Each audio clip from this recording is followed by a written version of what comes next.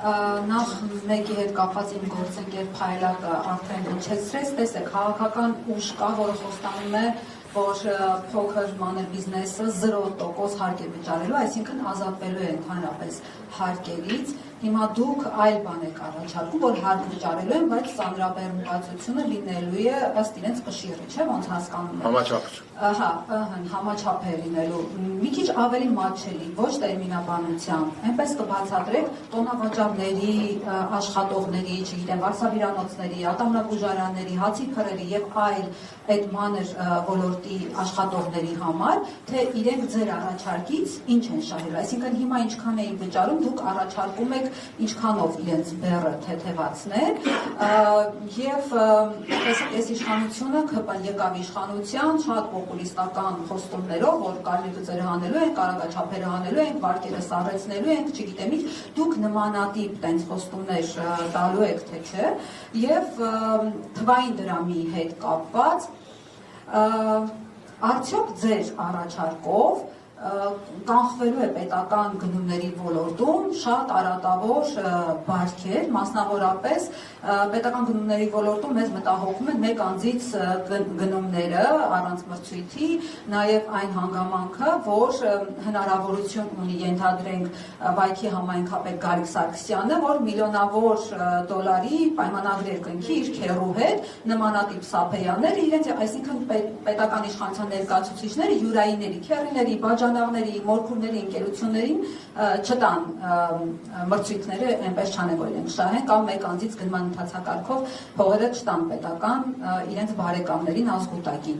Ինչպես եք դուք այդ թվային դրամի հետագծելիությամբ, ինչպես դուք եք ասում, կանխելու այդ արատավոր բարքերը, եւ վերջին հարցը, պարոն Անանյան, վստահ եմ ձեզ լսելով հարցնելու են քաղաքացիները, դուք եղել եք կառավարման համակարգում, դուք եղել եք ֆինանսների փոխնախարար, այսինքն կառավարության ներկայացուցիչ եք եղել, ի՞նչն էր ձեզ խանգարում այս մոդելը կիրառել նախկինում, արդյոք չի եղել սրա համար քաղաքական կամք։ Շնորհակալություն։ Շնորհակալություն։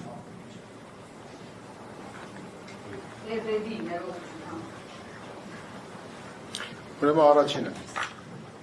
0% հարկի փոխարեն մենք ասում ենք համաչափ հարկ։ Դրա պատասխանը կարծես թե մենք խոսեցինք դրա մասին, տվել եմ։ Հարկեր վճարելը բոլորի սահմանադրական պարտականությունն է, հետևաբար 0% հարկը մեզ համար հասկանալի չի որպես մասնագետ, ընդունելի չի որպես քաղաքական ուժ։ Երկրորդը, տոնավաճառների բանի մյուսի մենք ոնց որ թե իլյուստրացիոն ցույց տվեցինք, չգիտեմ դուք արդեն եկել եք, տեսակ 5 ՓՄԶ պրոֆիլներով ցույց տվեցինք, թե մեր ներմուծված հարկային համակարգի պարագայում ինչպես է իջնելու իրենց հարկային բեռը։ Եվ քանի դեռ մենք դիզայն չենք արել մեր հարկային բեռը, մենք վերականգնելու ենք ստատուս քվոն 24 թվականի դեկտեմբեր 31-ի դրությամբ գործող ավելի բարենպաստ համակարգ։ Բայց մենք ապագայի հետ կապված ունենք շատ հետաքրքիր մի նորամուծություն, որի ընդհանուր ուրվագծերը ես հիմա ձեզ կներկայացնեմ։ Մենք ըստ էության միկրոձեռնարկատիրության եւ շրջանառության հարկի այդ տարանջատված համակարգերը միավորելու ենք իրար։ Միավորելու ենք ու ունենալու ենք, օրինակ, պատկերացրեք մի իրավիճակ, երբ որ 0-ից մինչև 150 միլիոն շրջանառություն ունեցողները հարկվելու են միայն վաճառքի հարկով, որոնց նկատմամբ կիրառվելու է որոշակի գործակիցներ։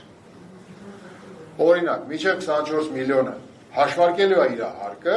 եւ ճշգրտող գործակցով, որը հավասար է լինելու 0-ի, ունենալու է հարկ, որը հավասար է 0-ի։ Շատ կարևոր է, ինքը հաշվարկելու է իր հարկային պարտավորությունը, բայց քանի դեռ ինքը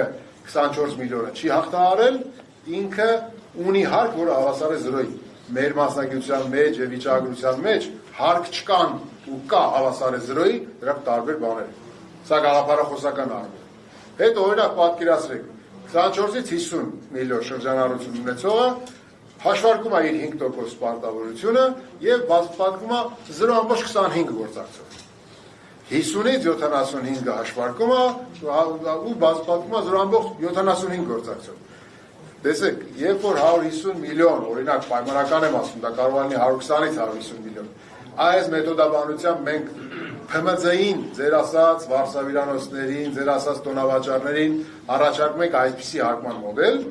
իրենցից պահանջվում է միմիայն կենտրոնանալ իրենց բիզնեսի զարգացման վրա ու չծանրաբեռնվել հարկային բեռով եւ իրենց նկատմամբ ունենալու ենք բարձր թվայնացված հարկային վարչարարություն, այսինքն իրենց ամենօրյա գործունեությունը լինելու է մոնիտորինգի առարկա առանց միջամտության, իրենք չեն տեսնելու դա։ Դա շատ կարևոր է։ Այսինքն նվազ միջամտությամբ հարկային վարչարարություն եւ ըստ էության համաչափությունից էլ բանը պակաս հարկային բեռ։ Մյուսը, ինչքանով եք թեթևացնելու ասեցի։ Խոստումներ չենք տալու դե խոստումներ տալու ոնց որ ժամանակը չի, գործելու ժամանակն է, մեկ էլ ինչ որ մենք ասեցինք, ինքը չունի պոպուլիզմ։ Այն ինչ որ մենք ասում ենք, սրանք բոլորը ամբողջ ծավալով իրագործելի են։ Հետևաբար մենք չենք տալու այնպիսի խոստումներ, որը որ չի իրականացելու։ Ասում ենք, որ համակարգեր ենք կառուցելու։ Այո, մենք միակ խոստումը նա է, որ մենք համակարգեր ենք կառուցելու։ Համակարգեր, այնպիսի համակարգեր, որ մեզանից հետո էլ այդ համակարգերը գործել։ Մենք անձից կախված համակարգեր չենք բանանելու, գործընթացներ չենք հիմնելու, մեկ անձից կախվածությունը զրոյացնելու ենք։ Այսը անելու ենք։ Համակարգեր ենք կառուցելու, այո, սա է մեր խոստումը։ Մյուսը, թվային դրամ, տեսեք, դուք երկու բան, ոնց որ ուզում եք մենակ թվային դրամով փակեք։ Թվային դրամը դա վճարման մեթոդաբանությունն է։ Այն ձեր ասածը մեկ անձից գնում բան եւ այլն, դրանք իրավակարգավորումների խնդիր են եւ տեսեք, եթե գնումները կարգավորող օրենսդրությունը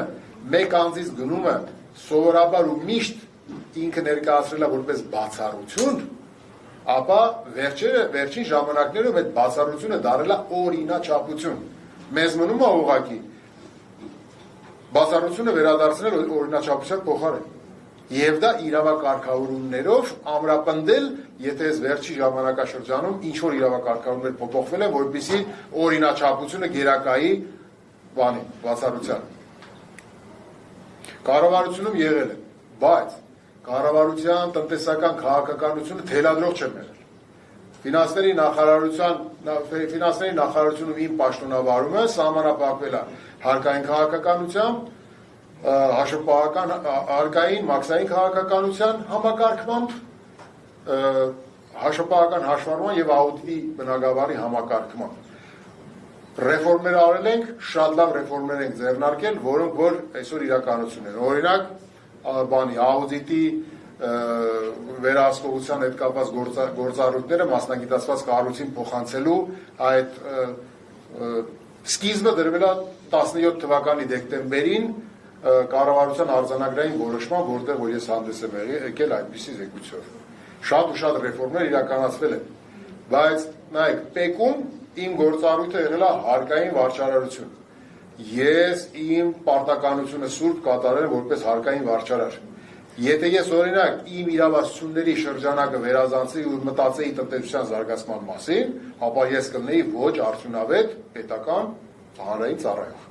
Հետևաբար, այն որ ասում են ջուրը ջրվորից, չէ՞, ջուրը ջրվորից։ Եղել եմ փոխնախարար, համակարգել եմ այդ քաղաքականությունը, այո, բայց ես տնտեսական քաղաքականության թելադրողը կամ որոշում կայացնողը չեմ եղել։ Հիմա մեր նպատակը որոշումների կայացման համար պատասխանատվություն վերցնելն է։ Հետևաբար, երբ որ մենք դառնանք այդ պատասխանատվություն վերցնել եւ մենք որոշումներ կայացնենք, այդ շղթայական այդ ամեն ինչը պետք է իրագործենք։ Նաև մենք պետք է նույնիսկ քննադատաբար վերաբերենք, օրինակ, ես պետք է քննադատաբար վերաբերեմ իմ որպես հարկային վարչարար այդ 2 տարվա իմ գործունեության ժամանակ ես պետք է քննադատեմ։ Այն ինչն է, որ ժամանակին լավ չեմ արել, մեր պայմաններում, նոր պայմաններում վարչարարությունը ավելի լավ պետք է լինի։ Թերևս այսքանը, ուրիշ հարց չմնաց ոնց Նայելի Դանիելյան, Սպուտնիկ Արմենիա, պարոն Անանյան, ես դարձյալ ուզում եմ վերադառնալ Կիպրին, հաշվի առնելով ձեր փորձառությունը նաև մաքսային ոլորտում,